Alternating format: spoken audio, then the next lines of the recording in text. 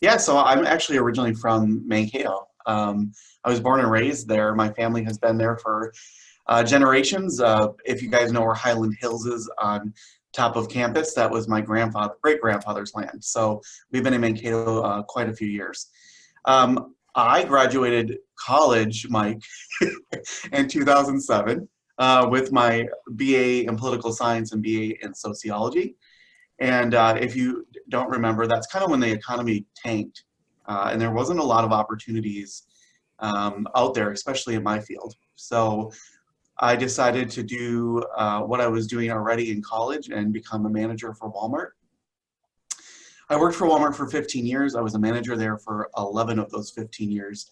My last posting or tour of duty with Walmart was the Mankato Walmart. The Mankato Walmart is the second busiest by volume store in the state of Minnesota, and you learn a lot by doing. And um, I decided about 2 years ago that I was going to make a change, and the opportunity to help businesses out and continue to grow really appealed to me. So last September, I've been here a year now. Last September, I crossed over to the nonprofit world, and I haven't looked back. It's really great.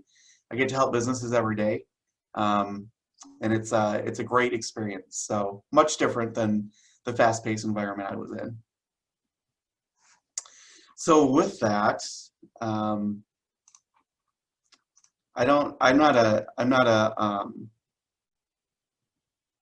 I'll tell you that I'm not a real uh, big proponent of PowerPoints, so I just made one quick to keep us on track. So I just wanted to give you a little bit of background about the Chamber and kind of what our job at the Chamber of Commerce really is in New Ulm. So we represent the business community as a nonprofit organization. We represent about 350 businesses. We've been growing because businesses have found value in what we've been doing and how we've been marketing. We also manage the CVB, the Convention and Visitor Bureau's branch. That's pretty common. Even in Mankato, they're combined. Uh, they basically get tax money, and then we get to spend it by advertising. New Ulm is a great destination place to come.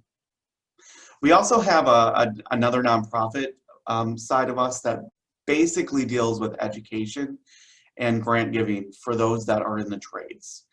We did just start the foundation about 6 months ago, right around when COVID started, so we haven't really done a whole lot with that yet. So Mike asked me how we've used social media throughout this pandemic and how we really are targeting and getting out the information as best we can. So I wanted to give you kind of an overview of that, one source of social media is just not enough. There's multiple facets when we're trying to communicate our message that we have to use, because as business owners don't always use social media. That's what I've learned through all of this. Whether they're not on Twitter, or they're not on Facebook, they're not on Instagram. Some of them barely use email. So we really had to use kind of a multifaceted approach. So we started with our weekly email. So we were emailing out at the beginning of this pandemic. I went back and looked. We emailed out in just 1 month 46 different emails to members. Whether that was for funding or learning opportunities, whatever it was, those weekly emails seemed to communicate. Now, as an industry specific, a normal open rate, 7% really good for emails. Like, that's usually pretty good. We were having an open rate of 48%, with click rates up to 50%, which is extremely good. That means that people were receiving the information, understanding the information, and using that information to the good. So those weekly emails continue. We have dipped a little bit. We're at about a 38% open rate with about a 17 to 18% click rate. So those are really good. Facebook, Instagram, and Twitter, are one of those things is once it's out there, it's out there. So we had to be really careful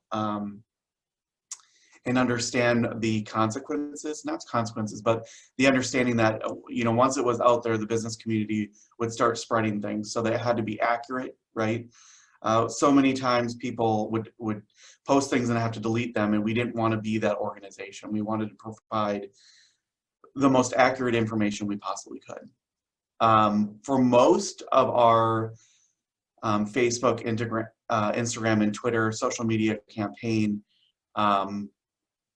we did a fairly good reach. We did do paid advertising for some of our ads. So on Facebook, you can either boost or you can paid ad. Paid ad, you can basically narrow down very good demographics, exactly who you wanted to target. A boost, you can do the same, but it's a little bit more generic, and it's actually not as effective. Facebook's algorithm kind of changed at the beginning of the year, and it is not as effective to boost a post as it is to pay an ad. But anyway, so we used a lot of that to communicate things like this this graphic here, business breakdown. So the business breakdowns were pretty informative sessions. We had senators and representatives. Mike Hahn, I know, was on a couple of them. We used all of our resources to the betterment of the business community. Department of Health, superintendents, that kind of stuff, they all joined those calls. We also started sharing, you know, how to help businesses get through it. You know, at first, you probably remember we were talking about buying gift cards at restaurants and small businesses, and then we appreciated our doctors and our heroes and all those people. We did a rash of campaigns. Even our seniors, our 2020 graduating seniors, we helped push the message and thank them for staying in town. We did a senior cruise, like a parade, and that was all pushed on social media. We also found out that personal video dialogues were far more effective than just a generic post or maybe a flyer. So people, for some reason, liked my voice, and so they wanted to hear more from me, and so we started answering questions live. We also, the extended online office hours, we actually opened up a personal Zoom meeting every day for 2 hours at the end of the day. We had multiple people come in the room and just start asking questions. How can I open up? Am I a critical business?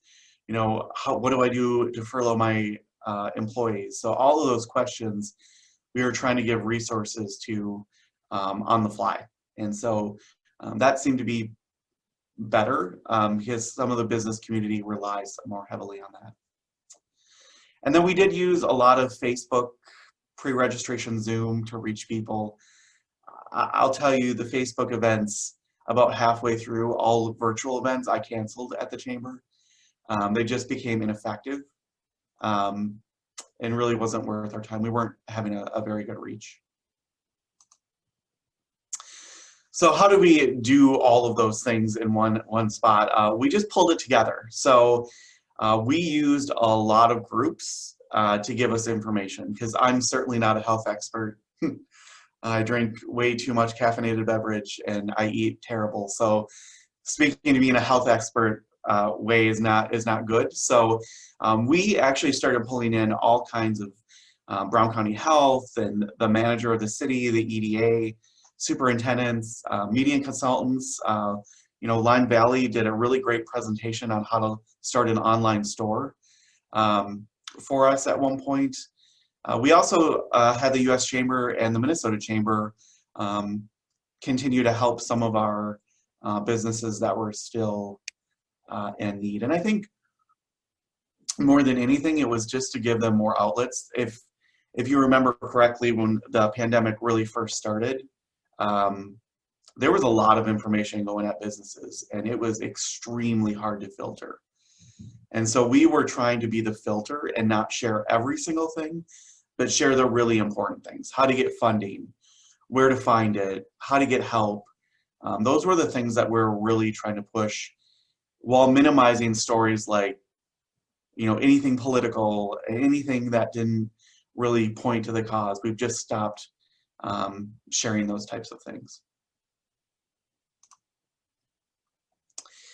And then one thing that we learned, and maybe we should have done differently, is number one, the GIF is fun because you can't take everything personal during a pandemic. I don't know how many times I had regional managers and business owners come into the chamber and just unload because of anger and frustration about how programs were being run and why can the candy store open but our store can't open, and that we took the brunt of a lot of that. So when we talk about things that we maybe shouldn't have done, just don't take things personal. But looking back, we could have increased our feedback loop on Facebook and Twitter specifically, just allowing people to get an action to say, hey, I needed more information on X, Y, and Z. I think that was maybe one of our faults in all this, but the information was coming so fast. I think if we would have kind of looped back around and figured out what they also needed, we would have been able to get better information and then more personal flyer drops. So in the business community, there's some that are super connected. They're driving their business online really, really well. They've got an online presence. A lot of our restaurants started food ordering for online. And then you have other business owners that are not as equipped. So social media is great, but sometimes it's about printing a flyer off and going to hand deliver them in our business. And that's what I learned towards the end. We stopped doing virtual events, and I don't know if that was the right thing to do. We continued to communicate fully on social media, and I think that stopping the business calls was maybe a mistake, and we're actually starting them up again in October. We're trying to give the business community a better outlook on Q4 and what they can change and do better. And then, like I said, don't sweat the small stuff. Tools we have found of use. We really found out that communicating, collaborating, and celebrating our success was really important this year. And we use some of these tools like the U.S. Chamber and the Minnesota Health Department as good resources to point people in the direction. But we also found that sharing their social media and not creating our own content was actually a little bit more accurate and more viable for our organization. At the time, I had 4 full-time staffers, 1 completely dedicated to social media. And there's no way you can continue to create content. It's just too hard. But we did, luckily, do our own content once a month. We did things like why shop local, fertilize the economy, keep things going. So once a month we did an article that went to not only print media, but also to all of our social media outlets. I had a great team, and I think that's what made things go as smoothly as they did. We kind of were a fish out of water that first month, but we really learned how to run and how to hit social media in all cylinders. And then for the marketing majors, if you have not found Canva in your life, go find it now. We used Canva before, but man, we abused Canva heavily in the end because you just don't have time to do everything. So Canva became our #1 go-to tool. And then virtual events. So one thing that we found with virtual events, if you don't make them fun, people will not come.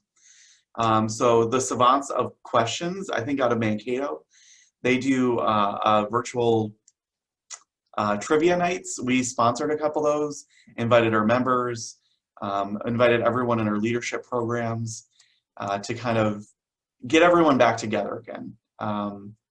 So those are the kinds of things that we use. Now, Mr. Hahn also asked me what changes are going to happen now that COVID has started. And funny for him, he probably didn't know this, but we've already started transforming the chamber in a different direction. So Sarah, who was our social media marketing person, actually left to go work at the New Ulm Medical Center, which is great for her. She'll do really well in that role. She will be an executive director / social media person.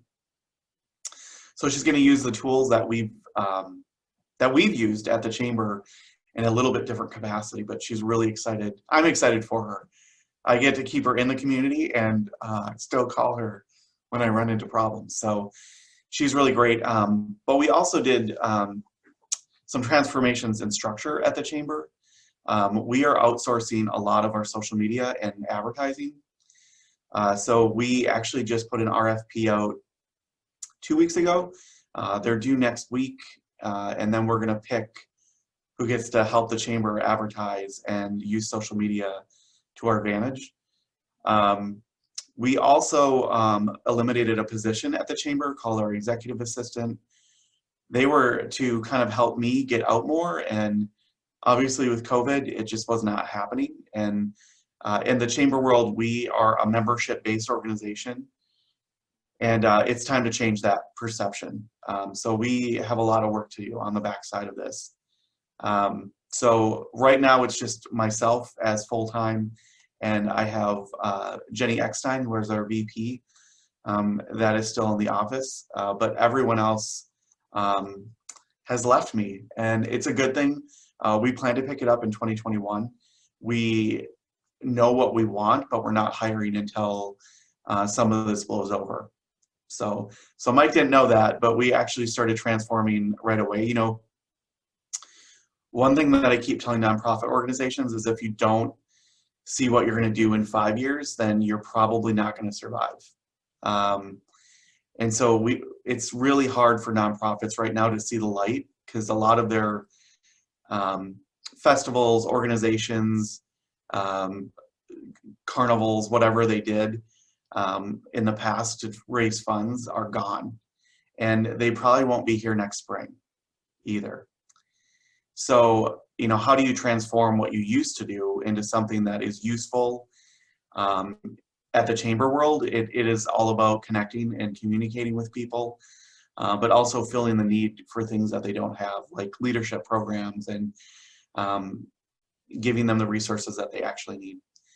So I think in the future, the chamber will be a lot stronger coming out of this, but we have some work to do. I think all nonprofits do. Okay, and you're absolutely right from the standpoint as far as the 5-year plan, and I totally agree with you on that, because the organization that I formerly worked for was a downtown development agency in a relatively large community, and they found this year they had a very successful street fair event that generated $500,000 in revenue, and basically they were able to clear about $250,000 to $300,000. Well, didn't happen this year. There was really no reserve, so they're down to basically a minimal bones operation, and hopefully they can get things back together for next year. But you know, we're not out of this thing yet. So, which I think is the most frustrating for nonprofits and for-profit businesses, is that we don't know what the next 90 to 120 days are going to look like. So it gets a little frustrating from our perspective as well. So we do have some questions, and since we have a smaller group here, I'm just going to kind of have each of the folks open up their mics, and if you want to have a dialogue, we can do the dialogue over this platform. Corey, you had some questions that you'd like to ask Michael? Yeah, so Michael, I was curious, out of the virtual events that you did do, what made them effective, and what maybe did you learn from them that why they weren't as effective, and what would you change going forward? The virtual events at the beginning had a purpose that was meaningful to business owners right away. We were planning them on Mondays, launching them on Fridays. So it was a really fast turnaround, but it was immediate needed things like, how do I apply for this grant, or where is this money coming from, or they're shutting me down. You know, we went in kind of that lockdown mode on the 17th of March, and business owners really had to figure out whether they were critical or non-critical. And those are the types of things that we were really successful at. One things that we were not really successful at, that were not as appealing, is try to inform business owners of how to transform. So when we had really great social media people come in and teach them how to start an online business and how much that would cost, they just didn't want to hear it yet. Now we're on the backside of this, and now they want to hear more about, well, how do I fix that? You gave such good ideas, and so many people that took those ideas and ran with them are now successful, and I want to know how to do that. So sometimes we were too forward thinking. I think people were in the moment. And so we just had to keep that in mind. And that's why we're doing one for fourth quarter about, you know, if they do shut down, are you ready to go curbside? Are you ready to hit social media like crazy? You know, if you don't have a post every day, why not? What's going on in your organization that you can't? So that's the kind of stuff that we're trying to reach for them this quarter. Okay, thank you. Gary, you had a question?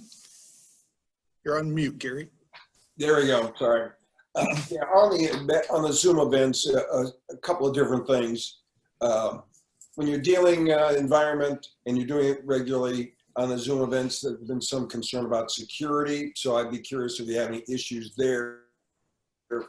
There has to be a level between making it, you know, easy. You know, you have to balance security with making it easy. And so it's allowing access, but at the same time, you're a membership organization, which I can appreciate. I've worked in a nonprofit with a member organization.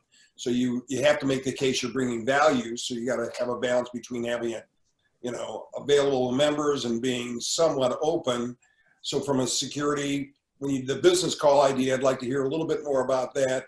Was that a password only? How did you handle that so that non-members were kind of siphoning off information without joining? So those are the issues: security, and then any issues as far as from a membership standpoint, providing services to your members that are clearly they're getting their value. For security, we always did registered events when it came to the bigger events that we advertised. We did do the first one with just a password, and we put the password on our social media, and that was not good. So we learned.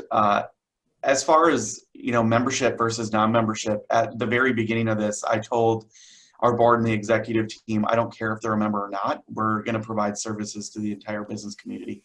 This was not a who dived in, who didn't. And because we did that, we have 12 new members just today. So, you know, most of New Ulm in general is part of the business community. They want to be. They're very tight knit. There were some outliers that had kind of left over the years, and we got most of them back. But I did not, just to put it blank, I didn't care whether they're a member or not a member. My main goal was to keep businesses open. And we did lose one. We lost Sears Home Store, but that is the only one that we've lost. There was a lot of different logistics on why, but we've actually opened stores. We have a great new ice cream shop downtown. We have a new Mexican restaurant coming. We've opened up 2 different manufacturing places. Sorry, one's coming. So we've actually grown our business community, and a lot of the businesses in manufacturing in New Ulm, we were really lucky. They didn't furlough or lay off anyone, whether it's 3M, Kraft, or Windings. They all kept staff on. So we never hit that weird rocky point where, you know, there was a lot of unemployed people in New Ulm. And so just to follow up, when you said you sent the password out, was there and bad specifically, you got bombed by people that really Yeah, it was our first event, and we had some unexpected guests. Now, we were able to kick them out, but it was extremely disruptive to the entire call. All right. Yeah, I think Yvonne and I can relate to that. And you know, you can go to Facebook Live too. That's a really good example of one of our chamber friends did a Facebook Live event. They were going to sell items on a Facebook Live, and they were going to show the items. And some deviant decided to go in the chat room and say just terrible things in the chat. And once it's live, like that thing's a hot potato. You know, you can't really control that. And the other bad thing is that you can't share it for content later on. You know, you can't recreate that. So they stopped the Facebook Live, they deleted the video, and now they were left with nothing. So you have to be really careful. We're doing a virtual event September 24th for our downtown boutiques, but we decided that we were going to go all out. We have a videographer. We put some money and time into it because we just didn't want that to happen. We want it to be a video that can be shared on all platforms and that can't get interrupted by individuals. Okay, Chandu, you had some questions? Yeah, Mike, in general, because the nature of your work is to work with small businesses, and from what you've described, different businesses are, you know, at a different stage in their social media evolution. Does the chamber provide training in some of these different social media platforms? From what I'm gathering, you mentioned the online piece a little bit, but specific to Facebook, Instagram, Twitter, whatnot. Is that something that's in demand? It is, and we have not had, you know, we did do one small class, but we generally do. So Google, we're a Google partner, and Google gave a great class last fall, and they really go through the gamut when they come in and teach. So they did a great job at teaching, but we need to do more. I don't think we're anywhere near where we need to be. Okay. Yasmin Manuel, you had a question? Yeah, I mean, my question like was linked with like the Dr. Shandu, but like in my country, if like I would like to upgrade the system of education of my country, is it about like to have help with like the New Homes Chamber of Commerce, like I said with my question? Sure. The question that he had in the chat was, does the New Home Chamber of Commerce help small businesses overseas? Probably, you know, I'll let you answer that, Michael. And Probably not, but there's other organizations that do. There's the Chamber of Commerce are worldwide organizations. And the U.S. Chamber would probably have more information on that than I would. They would have a better reach when it comes to overseas. And also, Yvonne's here as well. And I know that you're a student, so, you know, you can utilize the resources of the university. Myself and Yvonne would be willing to help as well. I know the Center for Innovation and Entrepreneurship is a great resource. And, you know, from the Small Business Development Center, we can help you, give you some tips. Probably what we'll do in your situation is take a look at your country. And, you know, chambers of commerce are worldwide. See if there's such an organization like that in your country to see what they can do to help. And then we can take a look at some, maybe some other programs that might be available as well. Yvonne, do you want to add something to that answer? I just put a couple links in chat. The U.S. Chamber is for American businesses only, but there is an international Chamber of Commerce, and I put a link to that online. And Yves and I can talk more about his idea too. We go. Great. Thank you. Yvonne, you also had a question. Go ahead and keep your mic open. I did. Could you talk about some of the successful connecting events that maybe you've gone to, you know, or that you've seen happen online with your members? I'm curious. I've been to a few that I thought were really successful, and some that, you know, like you said, if they're not very fun, then it's somehow the humor and the fun aspect is more important than I think than ever. But I'm curious about what some of the ones you've been to that you consider to be successful look like. So our young professionals group did a bunch of trivia nights with the questions of savants, savants of questions, excuse me, and that was pretty successful. There was a good 40, 45 people that were able to network. We did do a brew and stew a couple weeks ago where our young professionals and some of our committee members all got together at individual houses. We kept them to 4 or 5 people, and that's how we were connecting, but we were also on Zoom, and it was kind of a trivia back and forth. But it has been really difficult to engage people online. And what we have kind of found is, you know, even like the festivals and stuff that are happening, people are gravitating towards them like crazy. It's just, you're not going to be able to stop it. And so I just think that virtual is good for connecting for business reasons. I think it's good for connecting for small conferences, but I don't see it as a long-term success rate when it comes to connecting people. I just think it's too hard. We have 2 leadership programs plus a high school leadership program in New Ulm, and we postponed all of them this year. And it's because we want them to be able to connect with each other in person. Otherwise, it's just not the same, especially for those high school students that go through it. It's a great way for them to figure out how the county government works. And, you know, they go up to the Twin Cities. You know, we met the governor last year, actually 2 days before COVID got shut down, by the way.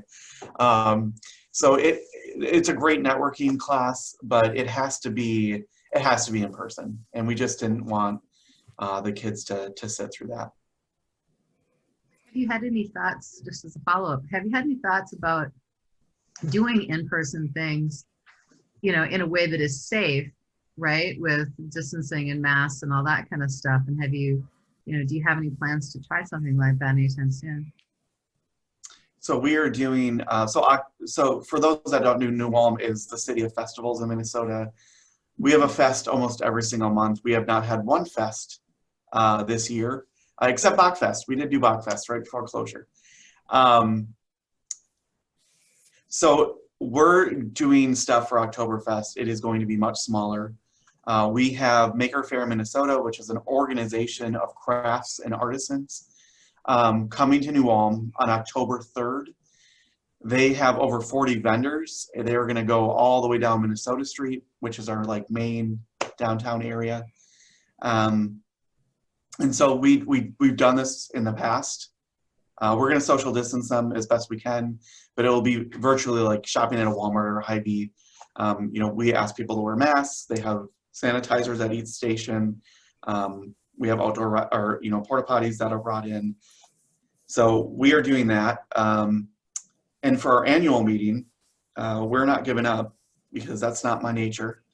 It's so we're picking actually 4 different locations, and New Ulm Telecommunications is actually helping us broadcast to all 4 locations simultaneously, so we can keep people social distance, and we can keep them below the recommended numbers in each of those places. So we absolutely are going forward. We just had to get smarter and figure out how to accommodate what the CDC guidelines are with our innovations and with things that we can already do and use. So that was a really big aha moment when we said, you know, we're going to do the annual meeting, but we're just going to do it differently.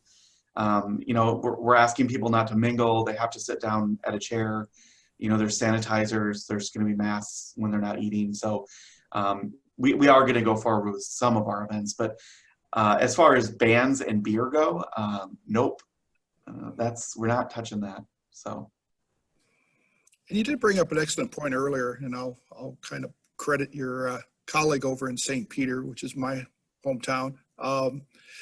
You know, when the shelter-in-place order was in, Ed Lee, who's your counterpart there, came up with a great idea of it's a kind of a knockoff of bingo, but they call it SP Spingo, and he would do it every Friday night. And the folks would have to go to like Patrick's or Family Fresh or Domino's or Jake's, and they would get like this bingo card. And every Friday evening at 7 p.m., Ed would be there with a local celebrity. And, you know, basically they played bingo, and they had about 50 up to 75 people that would show up in a Zoom meeting. And Ed was, you know, kind of, I remember the mayor being there one day, giving the mayor a hard time and all that good stuff. And it was all tongue in cheek, but it was actually quite entertaining. And I think that those provide, you know, you talk about keeping things pretty light, especially during a pandemic. And it was a lot of fun. A lot of people really enjoyed that. So Sounds I like think a lot of Ed. people in St. Peter. Yeah, it does sound like Ed. So I think a lot of people in St. Peter would like to see Spingo make a comeback. But, you know, you mentioned earlier, as we look ahead, and in Nuam specifically, what is it that your business community, what are their needs? What are some of the things that you think that we can provide? What kind of assistance can we help you, we being the university, the SBDC, the Center for Innovation and Entrepreneurship? And, you know, we got faculty, we got students here as well. What can we do to help you, Michael? You know, it's really hard to answer that because there's so many different types of businesses and so much different types of industry. And one thing that we need probably the most is just a reinforcement of normal business practices. You know, we kind of got sideways when it comes to looking at margins and how, you know, things are more expensive now and the businesses are still charging the same price. That doesn't work. You don't make money like that. So I think business fundamentals is one of those things that I think a lot of business owners need to get back to, and that they need those resources to kind of go back and review. So I just think just continuing to provide those resources is just going to be really key going into fourth quarter and in 2021. I adamantly believe that 2021 will be a much rougher year than 2020. So, you know, buckling them down now and making them understand how they have to change their business practice is really important. Yep. It's my agenda this next quarter. So, are you seeing a lot of migrations as far as, you know, one of the things that I'm seeing, you know, we have, especially when we take a look at greater Minnesota, we have a lot of longtime family businesses that have been very successful in the region. And this pandemic has probably kind of forced the issue in which, you know what, yeah, we have a website, it's brochureware, but we can't do E or M commerce on it. Are you seeing businesses finally kind of making that transitions from basically bricks to clicks so that they have both platforms available to them? yeah. So two success stories are Ada Zinnia. She normally did floral online, but she actually is adding her entire catalog. Inspired in downtown, not Inspired Bridal, Inspired the other one. It's very inspirational, that block. Inspired Gifts has completely gone online with clothing and merchandise, and she couldn't believe the success in the first month. She couldn't believe it. And then Bailey Creek is going online next month, I believe. So yes, the mom and pops, as I love them to death, if they don't innovate, they will die in the next 5 years. So they are all aware. I think that they are ready for that next step. So, and this is my final question, and if anybody has any other questions, feel free to put them in chat, and I'll make sure that your mic is open. But you talked about planning 5 years out. You know, how do you see chambers of commerce and even local economic development agencies? How will they be different 3 to 5 years from now, from your perspective, Michael? I think, in my opinion, you're going to see a lot of consolidation. I don't think you need 3 directors for all of those organizations. You know, even the chambers in Brown County, we've already been talking about how do we merge this together to make it more effective. You know, our communities our main communities in Brown County are very similar. They have very similar attributes. You know, how do we make this a little bit more all-encompassing? And so as we continue to move forward, New Ulm's actually in the middle of an economic study right now. Jana King, I'm sure you're familiar with her work. She is doing some studies about what lane everyone should be in and how we should go forward. And I think at the end of the day, you're going to see some consolidations of organizations with economic development and with business partnerships. I don't see that there's going to be enough room for all of them going forward. Okay. Any final questions out there for Michael? Anybody? Feel free to open up your mic. Hey, Michael, if I'll send you a separate note, but I've done a few talks about Google Analytics and search engine optimization, that sort of thing. I'll send you a note, and if there's some way that I can be of help, I absolutely love New Ulm. It's my favorite place to shop. I hate to say it. I live in Mankato, but I love all the beautiful little stores, the local feeling, just so many neat, unique things, you know, and great places to eat. I miss the restaurants there too. But if there's some way that I can be of help, I just wanted to extend that offer and, you know, give you a couple different things that, you know, I could do to help out maybe. That'd be great. Thank you. It was a great talk, actually. Very interesting. Thank you.